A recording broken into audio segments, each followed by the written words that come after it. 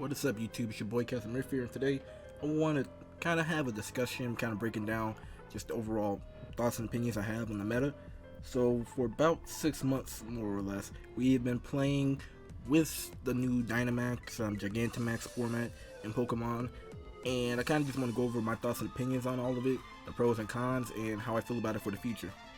So, Dynamax and Gigantamax, you guys already know how it doubles HP and things of that nature. What I'll say that is really good about it is that it's very inclusive. That any Pokemon, in theory, can Dynamax if it's legal in the meta. The exceptions would be like Eternatus, Zacian, and Zamazenta. And I assume a couple other Pokemon in the future won't be able to Dynamax or Gigantamax. But because of it being very inclusive, it means that the meta can be a little bit different by case basis, which is a pro and it could be a con. We'll get back to that in a little bit, but because of its inclusive nature, what makes Dynamax really strong and not so confusing is the fact that every attacking move you do gives a certain boost. And by boost, I mean either you boost your own stats, as in you raise your own stats, or you give a boost to the terrain, as in you change the terrain to be utilized in a certain way. You change the weather. If you're running a certain weather-based team, that could be a boost for them in that regard, or you even alter the stats of your opponents by using certain Dynamax like Max Strike, lower your speed. I think that's pretty good overall because it's pretty fair and balanced, as in if I had the ability to change the terrain or change stats, my opponent also has that ability if they choose to Dynamax a certain Pokemon. So that's pretty fair. What I'll say I'm a little iffy on though, out of all of this when it comes to Dynamax / Gigantamax, is the double HP. And the reason I say I'm kind of iffy about that is there are certain Pokemon that are very problematic to battle against because of the double HP, such as a Snorlax, who's already a pretty bulky Pokemon to battle against. And there are some Pokemon who, just their viability and their stock value within VGC has shot up drastically compared to other metas because their only bad stat was really their HP. And because you can Dynamax and double their HP, you kind of mitigate that one big flaw they had as a Pokemon.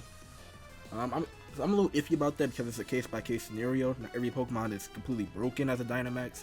For example, like because of the teams I run, I don't think Gigantamax, Tyranitar, or even Excadrill is that big of a threat. Some people feel otherwise. It's really case-by-case for every matchup.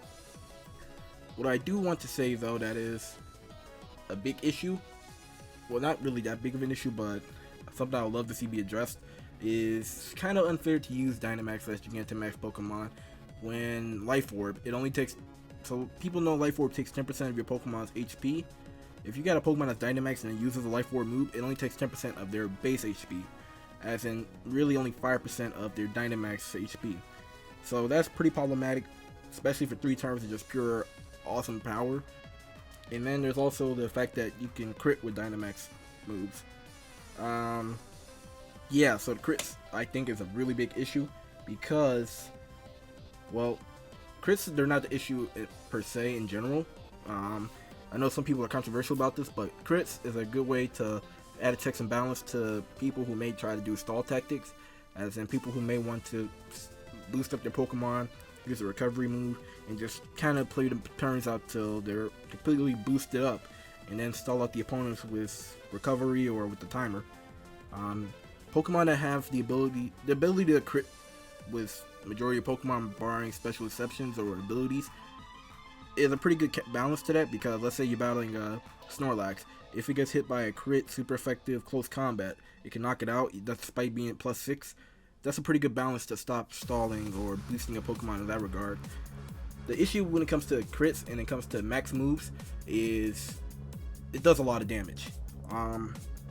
So for those who don't know, max move, if you hit a Pokemon that's using Protect, only does 25% of its original damage. Well, with a crit with that max move, many times you see a Pokemon lose about half to maybe even 3/4 of their HP. And the fact that when it comes to your max moves, there are 2 very likely scenarios you're using a move. There's 3 options, but there's really 2 likely scenarios.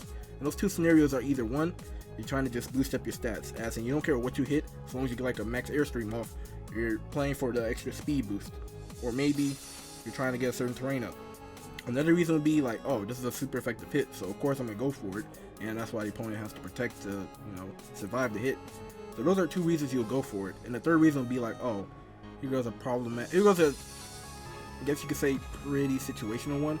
If you have an opponent who has a Pokemon on the field, like let's say a Defiant, Competitive, or whatever Malamar, oh yeah, Contrary ability, and you don't want to give them a certain boost, you may go for the max move that doesn't hinder their stats, because it'll be a free boost to their whatever stat is being affected by the ability. So there are three scenarios you'll go for certain max moves. The fact that 2 out of those 3 are very beneficial to you as a player, it does suck when you get a crit and the opponent is, well, they lost half their HP and you got exactly what you look for. Either a lot of damage with a super effective hit, or you got a stat boost. The reason I say that this is pretty problematic is because it can happen for any Pokemon that has a max move, assuming that it doesn't have an ability that nullifies crits. But one Pokemon in particular would be Togekiss, who is actually now the number 2 most used Pokemon by Pikalytics stats. But despite being number 2 as in the most popular Pokemon being used, Togekiss has 82.5% of them are using Super Luck, meaning that its crit stage is raised by, I believe, 1 or 2 stages, one of those 2. All I know is that its crit stages is raised up, and then the ability to use Scope Lens, which is on over 1/3 of Togekiss. It means that there's a pretty good chance that while you're playing, you're going to eventually run into a Super Luck, Scope Lens Togekiss who's going to be just firing off a lot of crits, whether it's Dynamax or not. Something that's not too fun to deal with. So yeah, a lot of people are calling for crits to be taken out from max moves, but because I mentioned that there are quote-unquote stall tactics that you could use, I don't think that's going to be the best scenario to just handle it. I think it's something we just gotta, you know, bite the mouthpiece on and just deal with it. However, what I do want to bring up is this uncertainty. Whereas, as I've seen throughout the meta, from the day 1 playing on, well, I guess not day 1 for me, but like week 1 of playing on the Battle Stadium, to playing at the local tournament level, to playing at regionals, to playing today, throughout the series, they legalized a lot more of Gigantamax Pokemon. Each Gigantamax has a slightly different effect with their moves that's different than the others, and just different than regular Dynamax moves in general. For example, Butterfree's G-Max Befuddle will grant either Poison, Sleep, or Paralysis. G-Max Charizard, which I'm pretty sure many of you are familiar with, it does chip damage at your health for about 4 turns. So yeah, it's pretty nasty to battle against these type of Pokemon. And because every G-Max is different, and because everyone is being ran differently with certain like combinations, for example, a very popular one you'll see will be like Raichu next to a Lapras, and then people may break their own Lapras to get a weakness policy off. Some people may run like a Togekiss to redirect attacks while you're going for set up Aurora Veil, things of that nature. And because things are being legalized, it kind of makes it almost impossible to prepare for the meta in a very similar fashion to TCG, where you can't really prepare for everything, so you kind of just have to prepare for what's going to be most common to see. Now, when you hear this, like the uncertainty factor, because people don't like to talk about RNG when it comes to different things, even though RNG is very beneficial to some capacity, I do think that this isn't the end of the world.